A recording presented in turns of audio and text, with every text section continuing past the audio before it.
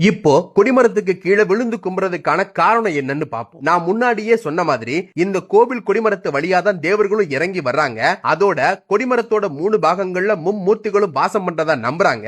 அப்படிப்பட்ட கொடிமரத்தை பார்த்து வழிபடுறது கருவறைக்குள்ள இருக்க இறைவனோட திருவுருவத்தை பார்த்து வணங்குறதுக்கு சமம்னு சொல்லப்படுது. அப்போ கோவிலுக்குள்ள சாமி கும்பிடுறதுக்கான வழிமுறை என்னன்னு பார்த்தோம்னா, ராஜகோபுரம்ன்றது இறைவனோட திருவடியாவும் அந்த திருவடியை சரணாகதி அடைகிறதுக்கு ராஜகோபுரத்து படியை தொட்டு வணங்கி கோவிலுக்குள்ள வந்த உடனே கொடிமரத்துக்கு முன்னாடி இருக்க பலி பீடத்துல நம்ம தீய எண்ணத்தை அறுத்து எடுத்து வச்சுட்டு கருவறைக்குள்ள இருக்க இறைவனை தரிசிக்க தகுதியான நல்ல உள்ளத்தோட கொடிமரத்தை தாண்டி கருவறைக்குள்ள போய் இறைவனை கண்குளிர தரிசனம் பண்ணிட்டு மறுபடியும் வெளியே வந்து கொடிமரத்துக்கு கீழே விழுந்து கும்பிட்டு நம்ம கஷ்ட நஷ்டங்களை சொல்லி அழுது தொழுது நமக்கு வேண்டிய வரங்களை கேட்டு வாங்குற இடமா தான் இந்த கொடிமரம் இருக்கு. இது தெரியாம தான் கருவறைக்குள்ள இருக்க இறைவனை கண்குளிர பார்த்து தரிசனம் பண்றதை விட்டுட்டு கண்ணை மூடி கஷ்டம் எல்லாத்தையும் சொல்லி கண்ணீர் விட்டு அழுது இதை கூட அதை கூடன்னு கேட்கிறோம். அடுத்தவனை பார்த்து தான் நம்மளும் கொடிமரத்துக்கு கீழே விழுந்து கும்பிட்டு எதுவுமே கேட்காம வந்துடுறோம். இனியாவது சாமியை பார்க்க வேண்டிய இடத்துல கண்குளிர பார்த்து தரிசனம் பண்ணிட்டு